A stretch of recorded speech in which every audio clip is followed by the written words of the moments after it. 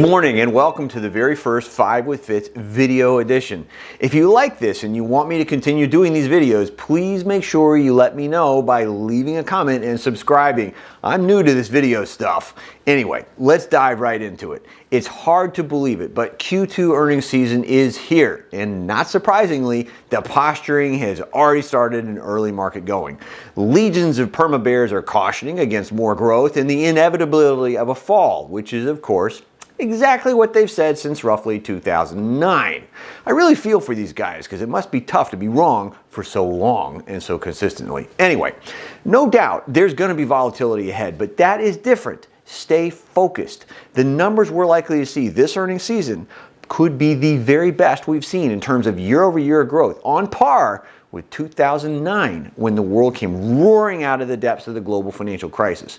Here's why and how I see this earnings season unfolding and what I had to say this morning during an engaging discussion with the fabulous Stuart Varney on his show, Fox Business Network, Varney & Company. Watch that appearance by going to my channel.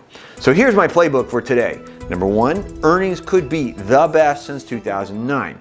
My research and estimates I'm seeing from a number of folks I respect suggest that the average S&P 500 company will report the best year-over-year growth figures on record. Some 60% on the low side, perhaps even 70% or more on the high side. Some sectors, particularly industrials, could hit 300% growth or more, while consumer discretionary may top 152%. Big tech in particular, will be just 35%. These numbers are unheard of. Point number 2 today, the rally could last another 5 years. Do not underestimate the power of free money.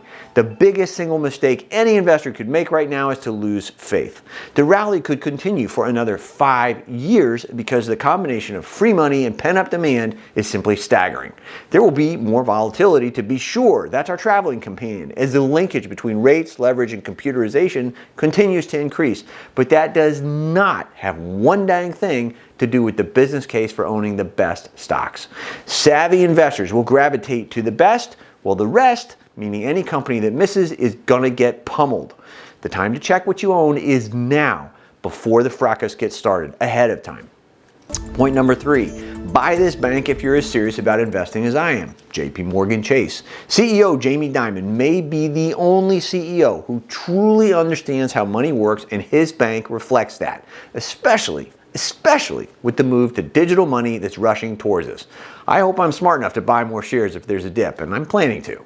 Point number 4 today, climate hypocrisy. I am buying this big energy company because I've had enough of it. Maybe it's just me, maybe I'm just in a smart aleck mood, but I've had enough of the climate hypocrisy. Billionaires apparently flew so many private jets into their Sun Valley confab this past weekend that West Coast air traffic control had to reportedly ban takeoffs for the entire West Coast for a little while. Private jets are notoriously poor fuel economizers and extraordinary polluters, and these folks are going to lecture us about climate control? I don't think so. That said, when these same folks who are going to lecture us about this on their private jets, they'll have my undivided attention when I see one or more of them riding a bicycle or driving an EV to an event like this.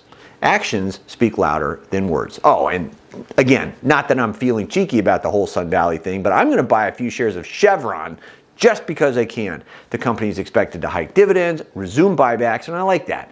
Plus, their venture arm is involved in some very interesting stuff, including actually clean energy in the form of nuclear fusion. Point number 5 today is I expect to own this company for the rest of my life. McDonald's, that's right, Ronald McDonald, the clown, whatever you want to call it, is at the very top of the food chain, pun intended. The company is a dividend aristocrat and making key technology investments that will keep it that way for years to come. Now, critically, the bottom line could improve 2 times faster than the top line everybody else is focused on. Next month, I'm going to be sharing in One Bar Ahead a choice that could do even better. And if you want to know what that is, go to the One Bar Ahead digital magazine. If you got this covered, totally cool.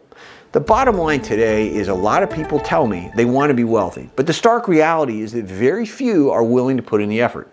Even fewer still are willing to orient their lives to making it happen. Why is this? I have no idea. Perhaps people simply don't want to take responsibility for their own actions. But what I do know is that this is totally doable. You got this, I promise. Let's make it a great day. I'm Keith Fitz-Gerald, and I'll see you next time. Thank you for watching today's Morning 5 with Fitz. Click subscribe to get daily market notes right here on YouTube, or sign up for the email versions at the link below. You can also find me on Twitter and Instagram for my real-time thoughts on markets, analysis, and more.